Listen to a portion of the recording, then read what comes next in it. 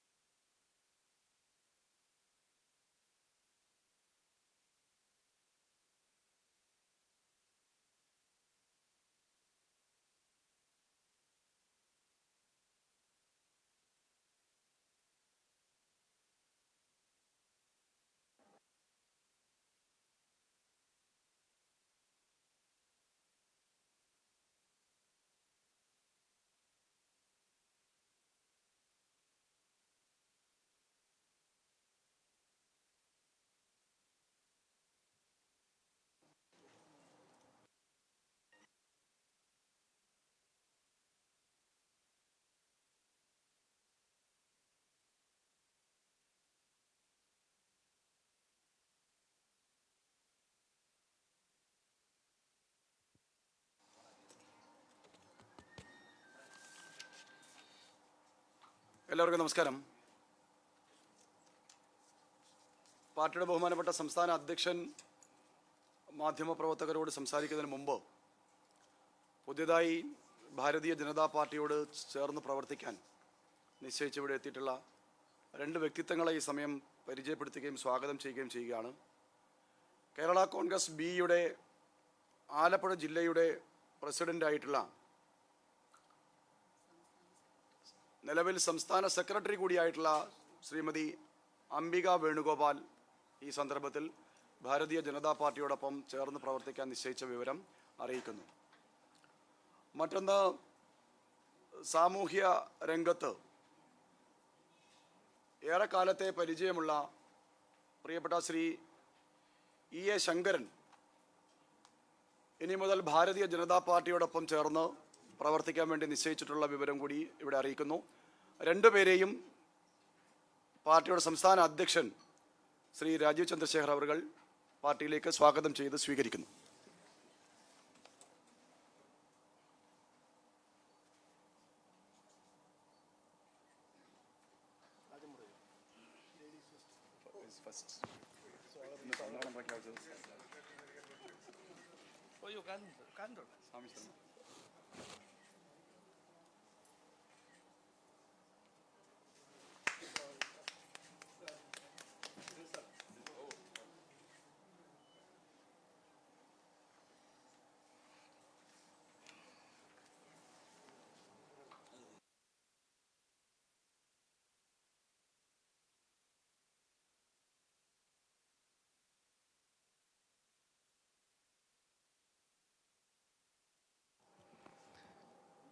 എല്ലാവർക്കും നമസ്കാരം.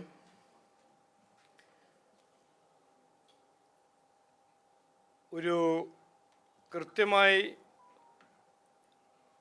ഇപ്പോൾ മനസ്സിലാക്കാൻ കഴിയുന്നൊരു കാര്യം ഞാൻ ആദ്യം പറയാൻ ആഗ്രഹിക്കുന്നു. CPM-ഉം കോൺഗ്രസും അവർക്ക് പേടി വരാൻ തുടങ്ങിയിട്ടുണ്ട്, ഒരു ഭയം വന്നിട്ടുണ്ട് എന്ന് അതിൽ ഒരു സംശയം ഞങ്ങൾക്കില്ല. അതിൻ്റെ കാരണം എന്താണെന്ന് കുറച്ച് നമ്മളെല്ലാവരും ആലോചിച്ചാൽ, ഞങ്ങൾ 7-ാം തീയതി മാർച്ച് മുതൽ തുടങ്ങിയൊരു ക്യാമ്പയിനായിരുന്നു. CPM കോൺഗ്രസ് രണ്ടല്ല, ഒന്നാണ്. അത് ഔട്ട്ഡോർ ക്യാമ്പയിനും ഡിജിറ്റൽ ക്യാമ്പയിൻ വഴി നന്നായി ആ ക്യാമ്പയിൻ വൈറലാവുന്ന സമയത്താണ് കഴിഞ്ഞ 3 ദിവസം ആയി നമ്മൾ കാണുന്നത്, കോൺഗ്രസ് പറയുന്നു CPM BJPൻ്റെ ബി ടീമാണ്,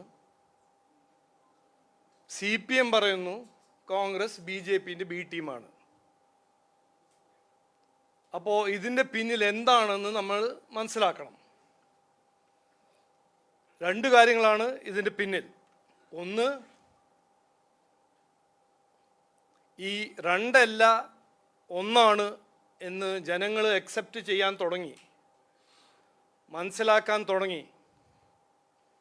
അതിൻ്റെ ഉദാഹരണം ഞങ്ങൾ മുമ്പോട്ട് വെച്ച ഉദാഹരണം ശബരിമല കൊള്ള, ജമാഅത്തെ ഇസ്ലാമിൻ്റെ ഒപ്പം രാഷ്ട്രീയം, പിന്നെ വികസനമില്ലായ്മ അഴിമതിയും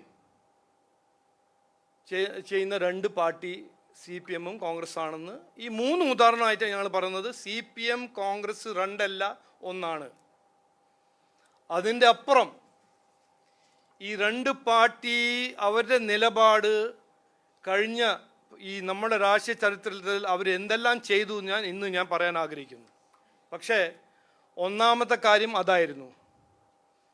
രണ്ടാമത്തെ കാര്യം, ഈ ലോക്കൽ ബോഡി ഇലക്ഷൻ കഴിഞ്ഞിട്ട് അതിൻ്റെ പകുതിയും കിട്ടില്ല. അതുകൊണ്ട് അവർക്കൊരു പെട്ടെന്ന് ഒരു അർജൻറ്റായിട്ട് മുസ്ലിം വോട്ടിനെ എങ്ങനെയെങ്കിലും പിടിക്കണം, 100% അത് കൺസോളിഡേറ്റ് ചെയ്യണം എന്നൊരു ആഗ്രഹം. അത് എന്ത് ചെയ്തിട്ടാണ് അവർക്ക് കിട്ടാൻ പോകുന്നത്? അവരുടെ മനസ്സിലെ, ഞാനല്ല പറഞ്ഞത്. CPM-ന് പോകുന്ന മുസ്ലിം വോട്ടിനെ എങ്ങനെയെങ്കിലും പിടിക്കാൻ CPM BJP-ൻ്റെ B ടീമാണെന്ന് പ്രചരിപ്പിക്കുക. അപ്പോൾ മറുവശത്തൊരു CPM ഉണ്ടല്ലോ. CPM-ഉം കോൺഗ്രസിൻ്റെ ഒരു മിനി വെർഷനല്ലേ. അപ്പോൾ ബഹുമാനപ്പെട്ട മുഖ്യമന്ത്രി പറഞ്ഞു, അല്ല രാഹുൽ ഗാന്ധിയാണ് കോൺഗ്രസിൻ്റെ BJP-ൻ്റെ B ടീം. അപ്പോൾ ഇതിന് പിന്നിൽ രണ്ട് കാര്യങ്ങളാണ്. ഒന്ന്, അവർക്കറിയാം ജനങ്ങളിത് ഏറ്റെടുക്കുന്നുണ്ട്, ഈ രണ്ട് പാർട്ടിയും രണ്ടല്ല ഒന്നാണ്. രണ്ടാമത്തെ കാരണം, അവർക്ക് മനസ്സിലാവുന്നുണ്ട് പണ്ട് കാലത്തെ ഇലക്ഷന് പോലെ മുസ്ലിം സഹോദര സഹോദരിമാരും ഇവരെ രാഷ്ട്രീയത്തിൻ്റെ ഇരകളാവാൻ അവർക്കും താല്പര്യമില്ല. അതിനുവേണ്ടി ഒരു പ്രചരണം നടത്തുന്നു. അതിൻ്റെ ഭാഗമായി ഈ CPM കോൺഗ്രസ് രണ്ടല്ല ഒന്നാണ്. അതിൻ്റെ ഭാഗമായി എനിക്ക് കുറച്ച് തെളിവ് മുമ്പോട്ട് വയ്ക്കാൻ എനിക്കൊരു ആഗ്രഹമുണ്ട്, ഞാൻ വയ്ക്കുന്നു. നമ്മൾക്ക് എല്ലാവർക്കും അറിയാം, ഇന്നും ഓർമ്മയുണ്ട്, ഈ ഇന്ത്യ രാജ്യത്തിൽ ഏറ്റവും ഭീകരമായ അഴിമതി നടന്നത് 2004 മുതൽ 2014 UPA സർക്കാരായിരുന്നു, കോൺഗ്രസിൻ്റെ സർക്കാരായിരുന്നു. Coalgate, 2G scam, Commonwealth scam, ഇതെല്ലാം നടന്നത് 2004 മുതൽ 2009 വരെ. ഫാർമേഴ്സ് ലോൺ സ്കാം നടന്നത് 2004 മുതൽ 2009 വരെ. ഈ കോൺഗ്രസ് പാർട്ടി ഭരിക്കുന്നത് ആരുടെ പിന്തുണയായി ഉണ്ടായിരുന്നു 2004 മുതൽ 2009 വരെ? ഓർമ്മിക്കണം, CPM ആയിരുന്നു കോൺഗ്രസിൻ്റെ പാർട്ട്ണർ 2004 മുതൽ 2009. ഇത് മറക്കരുത്, ഞാൻ മറക്കാൻ സമ്മതിക്കില്ല. അപ്പോൾ ഇന്ന് ആരാണ് ആരുടെ B ടീം എന്ന് ഒരു സാധാരണ മലയാളിയോട് ചോദിച്ചാൽ, ഞാൻ ഇനിയും പറയാണ്ട്, ഇപ്പോൾ തുടക്കമാണ്. പിന്നെ കേരളത്തിൻ്റെ രാഷ്ട്രീയത്തിനെ കുറിച്ച് നമുക്ക് സംസാരിക്കാം. 10 കൊല്ലം പ്രതിപക്ഷ പാർട്ടിയായിരുന്നു കോൺഗ്രസ് പാർട്ടി, ഭരിക്കുന്ന പാർട്ടിയായിരുന്നു CPM. എല്ലാം ശരിയാവുമെന്ന വാഗ്ദാനം കൊടുത്ത് മാൻഡേറ്റ് കിട്ടിയ പാർട്ടിയായിരുന്നു CPM. ഒന്നും ശരിയായില്ല. പക്ഷേ ഓരോരോ കൊല്ലം 10 കൊല്ലത്തിൽ ഈ ബഡ്ജറ്റിൻ്റെ സമയത്ത് ഡിമാൻഡ് ഫോർ ഗ്രാൻറ്റ്സ് വരുമ്പോൾ പ്രതിപക്ഷ പാർട്ടി എന്തെങ്കിലും പറഞ്ഞോ? കഴിഞ്ഞ 10 കൊല്ലം ഞാൻ വായിച്ചു പഠിച്ചിട്ടുണ്ട്, ഒരു ചുക്കും പറഞ്ഞില്ല.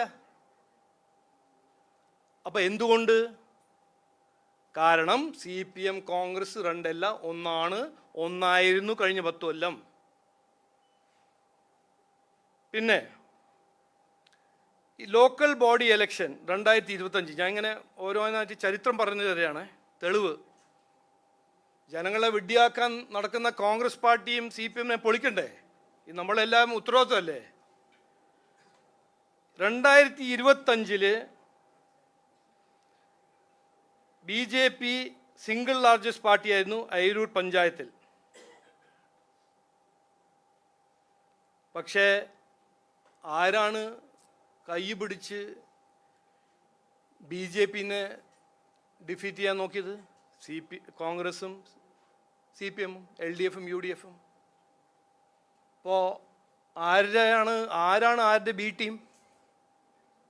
ഞങ്ങളെ തോൽപ്പിക്കാൻ CPM-ഉം കോൺഗ്രസും ഒരുമിച്ച് വരുമ്പോൾ ആരാണ് ആരുടെ ബി ടീം? ഇത് ചോദിക്കേണ്ടതല്ലേ? ഇത് ഇപ്പോൾ നടന്നതാണ്, 4 മാസം മുമ്പേ. 2020 NDA തിരുവൻവണ്ടൂർ ഗ്രാമപഞ്ചായത്ത് ആലപ്പുഴ ജില്ലയിൽ 5 സീറ്റ് പിടിച്ചു. പക്ഷെ CPM അവിടെ പിന്തുണ കിട്ടിയെന്ന് പിന്തുണ കൊടുത്തത് ആരായിരുന്നു? UDF.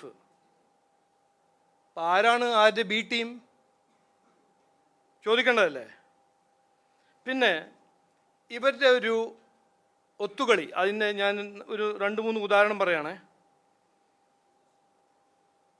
2006 UDFൻ്റെ N ശക്തൻ നേമം മണ്ഡലം ജയിച്ചത് 50.7% വോട്ട് ഷെയറുണ്ട്. 2011 5 കൊല്ലം കഴിഞ്ഞിട്ട് UDFൻ്റെ വോട്ട് ഷെയർ 17%. ബാക്കി എവിടെ പോയി? കോൺഗ്രസ്, UDF, CPMൻ്റെ ശിവൻകുട്ടീനെ ജയിപ്പിക്കാൻ മൊത്തം വോട്ട് ട്രാൻസ്ഫർ ചെയ്തു 2011. ആരാണ് ആരുടെ ബി ടീം? 2016 കോൺഗ്രസിൻ്റെ വോട്ട് ഷെയർ, നേമം മണ്ഡലത്തിൽ വോട്ട് ഷെയർ 9.7%. എന്തായിരുന്നു 2006? 50.7%. 2011 ശിവൻകുട്ടീനെ ജയിപ്പിക്കാൻ 17.38. 2016 9.7%. സുരേന്ദ്രൻ പിള്ളേനെ തോൽപ്പിച്ചു, ശിവൻകുട്ടീനെ ജയിപ്പിക്കാൻ നോക്കി, പക്ഷേ ജനങ്ങൾ O രാജഗോപാലിനെ ജയിപ്പിച്ചു. അതേപോലെ തന്നെ 2021 ഇതേ ക്രോസ് വോട്ടിംഗ് K മുരളീധരനെ തോൽപ്പിക്കാൻ കോൺഗ്രസ് ചെയ്തു. അങ്ങനെ എത്രയോ ഉദാഹരണങ്ങളുണ്ട്. ഇത് ഞാൻ തുടങ്ങിയാണ്ടല്ലോ, ഇത് 2 മണിക്കൂർ എടുക്കും. വട്ടിയൂർക്കാവ്, തിരുവനന്തപുരം. വട്ടിയൂർക്കാവിൻ്റെ വോട്ട് CPMൻ്റെ KJ തോമസ് കമ്മീഷൻ പറയുന്നു, അവരെ പാർട്ടി കമ്മീഷനാണ്.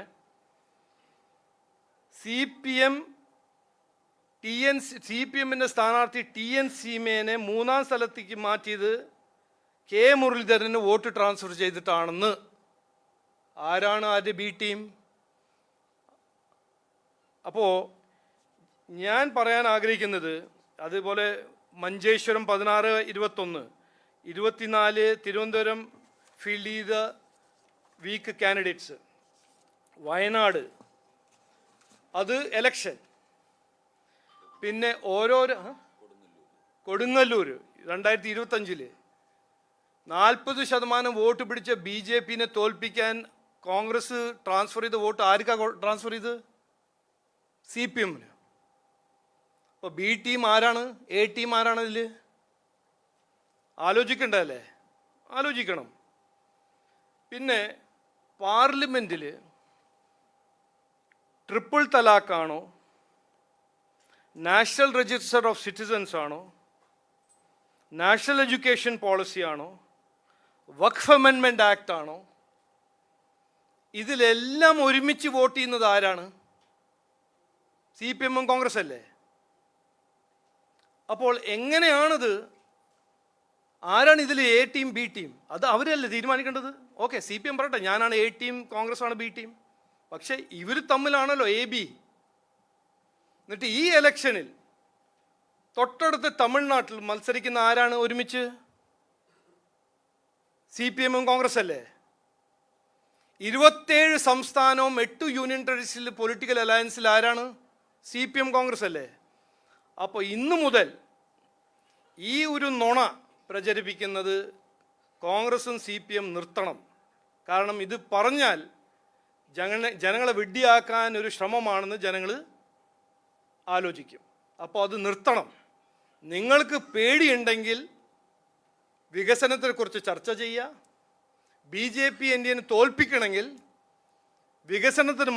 ഈ വികസന മത്സരത്തിൽ നിങ്ങളുടെ ഒരു കാഴ്ചപ്പാട് മുമ്പോട്ട് വയ്ക്കുക. ഈ നുണ പറഞ്ഞ് മുസ്ലിം വോട്ട് പിടിക്കാനും ജനങ്ങളുടെ ശ്രദ്ധ തിരിക്കാൻ ഈ രാഷ്ട്രീയം ഇനി ഇവിടെ നടക്കില്ല, അത് നടക്കാൻ സമ്മതിക്കില്ല എന്ന് BJP പറയാൻ ആഗ്രഹിക്കുന്നു. ഇത് ഒന്നാമത്തെ പോയിന്റ്. രണ്ടാമത്തെ പോയിന്റ്, ഞാൻ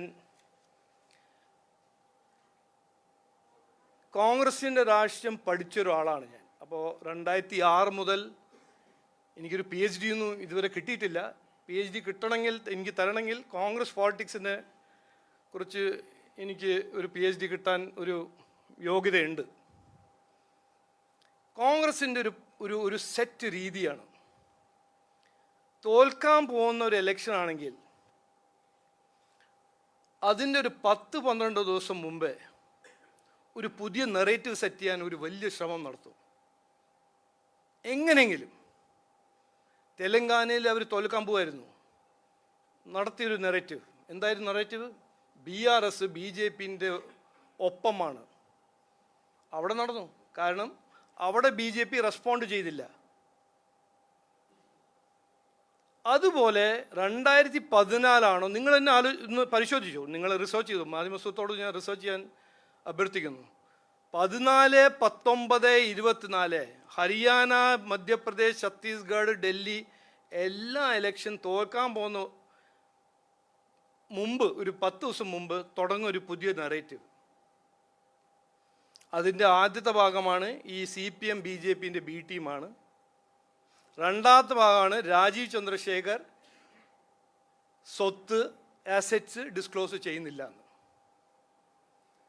ഇത് 2024, ഞാൻ എന്നെക്കുറിച്ച് ഞാൻ പറയണേ, 2008 മുതൽ 18 കൊല്ലം കോൺഗ്രസ് തപ്പി നോക്കി എന്നെ അറ്റാക്ക് ചെയ്യാൻ ഒരു ശ്രമമല്ല, 2 ശ്രമമല്ല, എത്രയോ ശ്രമം നടത്തിയതാണ്. 2008 ഞാൻ 2G സ്കാം എക്സ്പോസ് ചെയ്ത് കഴിഞ്ഞ് എന്നെ റെയ്ഡ് ചെയ്ത് എന്നെ ഉപദ്രവിക്കാൻ നോക്കിയ ഈ കോൺഗ്രസ് പാർട്ടിയും അത് കഴിഞ്ഞിട്ട് CPM-ഉം എന്നെ ഉപദ്രവിക്കാൻ നോക്കിയിട്ടുണ്ട്. പക്ഷേ ഞാൻ ഇന്ന് കൃത്യമായി പറയാൻ ആഗ്രഹിക്കുന്നതാണ്, അതൊന്നും നടക്കില്ല. ഈ 24 പറഞ്ഞ കാര്യങ്ങൾ ഇന്ന് റീസൈക്കിൾ ചെയ്ത് ഈ ഇലക്ഷൻ്റെ 10 ദിവസം മുമ്പ് ജനങ്ങളെ ശ്രദ്ധ തിരിക്കാൻ നിങ്ങൾ ശ്രമിക്കുകയാണെങ്കിൽ ഞാൻ ഏറെ ബഹുമാനത്തോട് പറയുന്നു, മോനെ വിട്, വികസനത്തിനെ കുറിച്ച് ചർച്ച ചെയ്യൂ. അതാണ് ജനങ്ങളുടെ ആവശ്യം. എൻ്റെ വീട്, എൻ്റെ മോട്ടോർ സൈക്കിൾ, എൻ്റെ ഇൻകം ടാക്സ്, എൻ്റെ ഭാര്യ, എൻ്റെ മറ്റേത് ഇഷ്യൂ ആണെങ്കിലും അതിനെക്കുറിച്ച് ചർച്ച ചെയ്യാൻ ഞാൻ തയ്യാറാണ്. 24 നിങ്ങളിത് റേസ് ചെയ്ത ഇഷ്യൂ ആണ്. 2 കൊല്ലം നിങ്ങൾക്കുണ്ടായിരുന്നു, ഒന്നും ചെയ്തില്ല. അപ്പോൾ ഈ ഒരു നുണ പ്രചരണമെല്ലാം നടത്തി ജനങ്ങളെ ശ്രദ്ധ തിരിക്കാനോ എന്നെ പേടിപ്പിക്കാൻ നോക്കണ്ട, BJP-നെ ഭീഷണിപ്പെടുത്താൻ നോക്കണ്ട, അതൊന്നും നടക്കില്ല. നിങ്ങൾക്ക് സത്യസന്ധമായിട്ട് മത്സരിക്കണമെങ്കിൽ മത്സരിക്കുക, അല്ലെങ്കിൽ വേണ്ടാത്ത കാര്യങ്ങൾ ചെയ്ത് തോൽക്കുക. തോൽക്കും എന്ന് 100% പേടിയോണ്ടാണ് ഈ ഒരു പുതിയ തന്ത്രം, ഒരു പുതിയ രീതി, കോൺഗ്രസിൻ്റെ പുതിയ രീതിയല്ല, പഴയ രീതി, പക്ഷേ ഈ ഇലക്ഷനിലൊരു ഇൻട്രൊഡക്ഷൻ.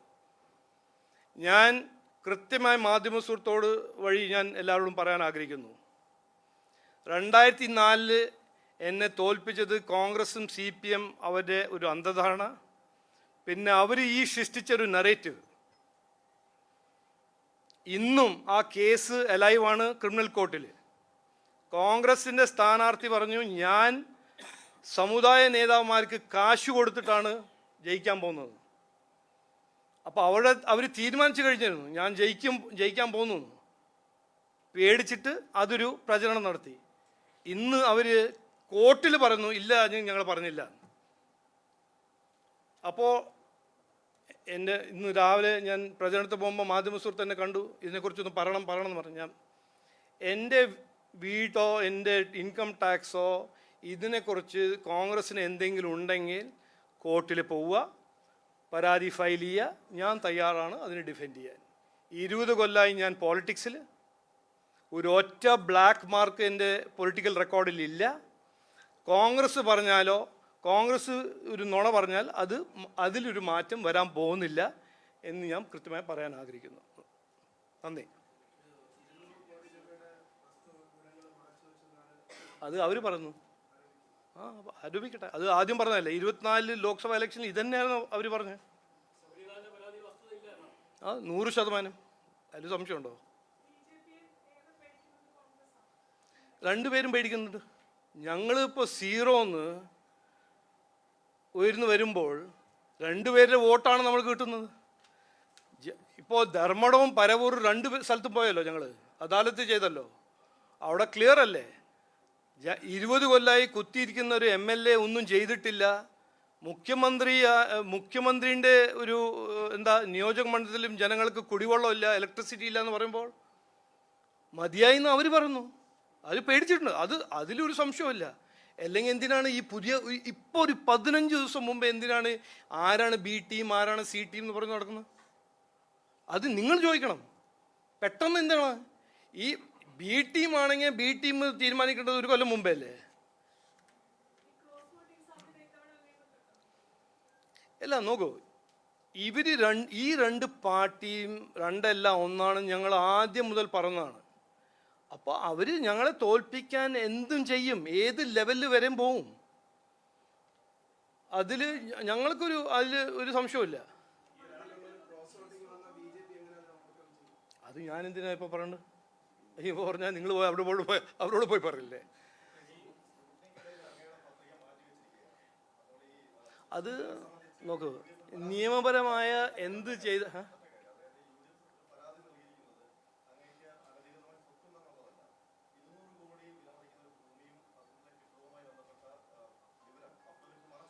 നോക്ക്,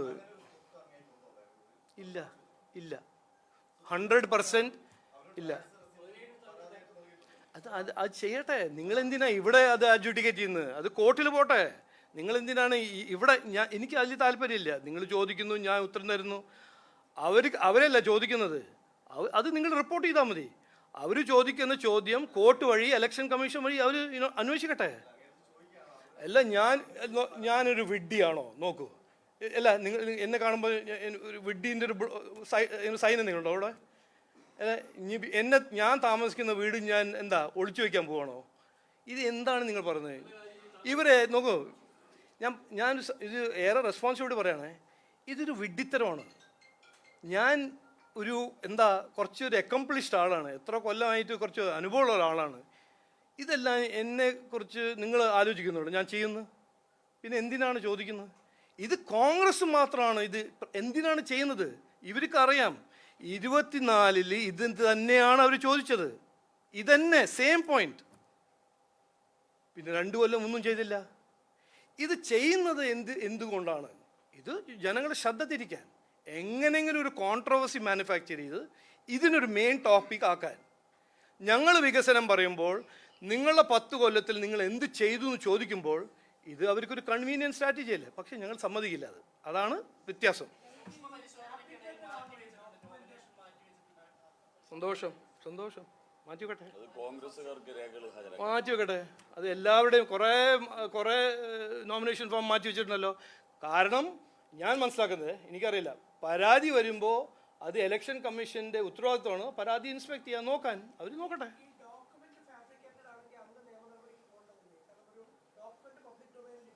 ഓ അല്ല, നിങ്ങൾ ഉപദേശം തരുവാണോ എന്താണ്? അത് അല്ല, ഞാനൊന്നും പറഞ്ഞല്ലോ. അത് തെറ്റാണെന്ന് ഞാൻ പറഞ്ഞല്ലോ.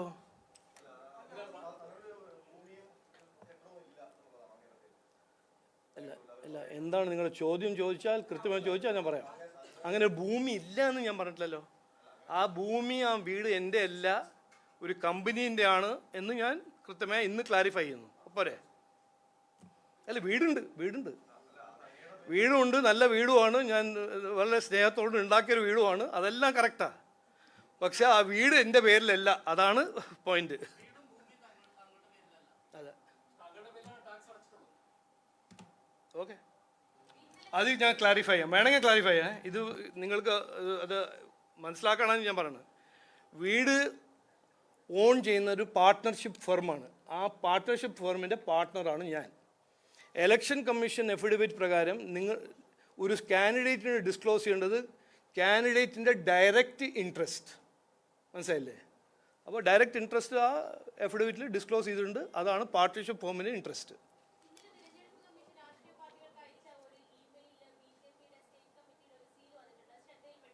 ഇല്ല, ഞാൻ കണ്ടിട്ടില്ല. അത് ഫേക്കാണോ റിയൽ ആണോ എവിടെ ഞാൻ കണ്ടിട്ടില്ല. എനിക്കൊരു മെയിലും കിട്ടിയില്ല. എനിക്ക് മെയിൽ കിട്ടിയില്ല. എന്തോ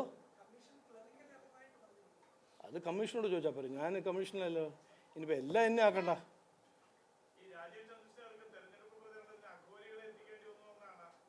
എന്ത് ചെയ്യണം?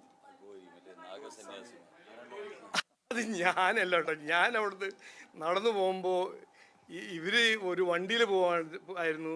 നിങ്ങൾ BJP കാരനാണെന്ന് ചോദിച്ചു. അതേന്നും പറഞ്ഞു. ഞങ്ങൾ എന്താ ഉത്തർപ്രദേശിൽ നിന്ന് വരികയാണ്, കന്യാകുമാരിയിൽ പോവാണ്, നിങ്ങൾ എങ്ങോട്ടാണ് പോകുന്നത്? ഞാൻ പറഞ്ഞൊരു കുടുംബയോഗത്തിൽ പോകുന്നത്. അപ്പോൾ എൻ്റെ പിന്നിലങ്ങ് വന്നു. ഞാൻ അവരെ അറിയില്ല. അവർ വന്ന് പിന്നെ എന്താ ഡീസലിന് കാശ് ചോദിച്ചു. ഞാൻ 500 രൂപ കൊടുത്തു. അവർ പോയി. അതെ, ശിവൻകുട്ടിക്ക് അങ്ങനെ പേടി അതിനെക്കുറിച്ചല്ല പേടി. ശിവൻകുട്ടിക്ക് വേറെ പേടിയുണ്ട്. പക്ഷെ അത് ഞാൻ പറയുന്നില്ല ഇവിടെ എന്താ പേടി.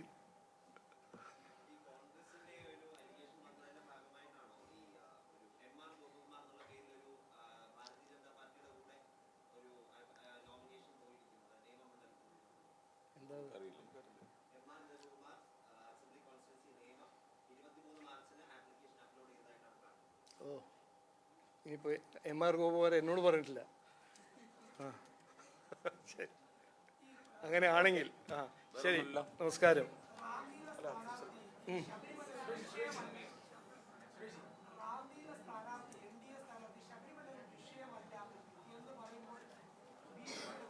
എന്താ പറയാ?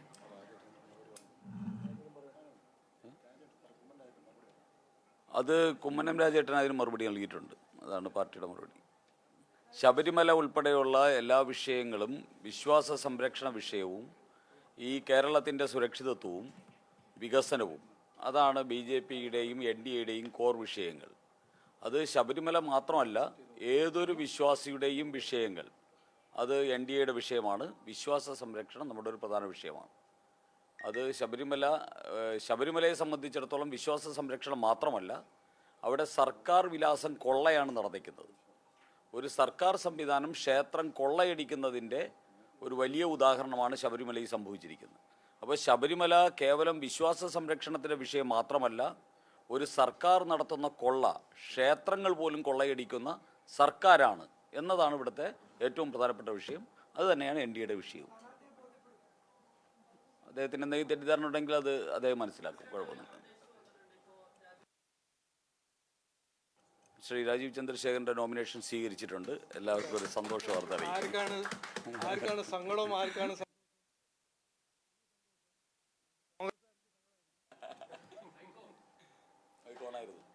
അല്ല, ആർക്കാണ് സന്തോഷം, ആർക്കാണ് സങ്കടം എന്ന് നിങ്ങൾ ചോദിക്കണം. ഓ, അല്ല, നമ്മുടെ ഇന്നിപ്പോൾ BJPയോടൊപ്പം ചേർന്ന് പ്രവർത്തിച്ചിരിക്കുന്ന തീരുമാനിച്ചത് ആദിവാസി ക്ഷേമസമിതിയുടെ സംസ്ഥാന സെക്രട്ടറി കൂടിയാണ് പ്രിയപ്പെട്ട ശ്രീ ശങ്കരൻ അവർകൾ. അദ്ദേഹം നമ്മുടെ ആദിവാസി കോൺഗ്രസിന്റെ നാഷണൽ കോർഡിനേറ്ററും കൂടിയായിരുന്നു. നമസ്കാരം. ഞാൻ ആദിവാസി കോൺഗ്രസ് നാഷണൽ കോർഡിനേറ്ററായിട്ട് പ്രവർത്തിച്ചു വരികയായിരുന്നു. 4 സ്റ്റേറ്റിൻ്റെ ചുമതലയുണ്ടായിരുന്നു: കേരളം, ലക്ഷദ്വീപ്, കർണാടക, തമിഴ്നാട്. കോൺഗ്രസ് പാർട്ടി ഈ അടുത്ത കാലത്തായിട്ട് പാർട്ടി അല്ലാതായി മാറുകയാണ്. അതായത് കുറേ ആൾക്കൂട്ടം അങ്ങനെ ഒരു തീരുമാനമെടുക്കുമ്പോൾ പാർട്ടി തീരുമാനം വരുന്നില്ല, പകരം കുറേ വ്യക്തികൾ മാത്രം തീരുമാനമെടുക്കുന്ന പാർട്ടിയായി കോൺഗ്രസ് പാർട്ടി മാറിയിരിക്കുകയാണ്. അവർക്കൊരു നേതൃത്വമില്ല. നമുക്കറിയാം, ഇന്ത്യ രാജ്യത്ത് ഉയർത്തിക്കാണിക്കുന്ന ഒരേ ഒരു നേതാവ് മോഡിജിയാണ്. നരേന്ദ്രമോദിജിയുടെ ഭാഗമായിട്ട് നിന്ന് പ്രവർത്തിക്കാൻ ഞാൻ ആഗ്രഹിക്കുന്നു. അതോടൊപ്പം തന്നെ കേരളത്തിൽ 2 മുന്നണികളെയും മാറി മാറി പരീക്ഷിച്ച ഒരു ജനം ഒരു മൂന്നാമത് NDA മുന്നണിയെ ഏറ്റെടുക്കാൻ വേണ്ടി കാത്തിരിക്കുകയാണ്. അതിന് നേതൃത്വം കൊടുക്കുന്നതാണ് രാജീവ് ചന്ദ്രശേഖർജി. അദ്ദേഹത്തിന് ഒരുപാട് വിഷനുണ്ട്. ആ വിഷനോടൊപ്പം ചേർന്ന് പ്രവർത്തിക്കാനാണ് ഞാൻ ആഗ്രഹിക്കുന്നത്. അതുകൊണ്ടാണ് BJPയിലേക്ക് ഞാൻ ജോയിൻ ചെയ്തിരിക്കുന്നത്.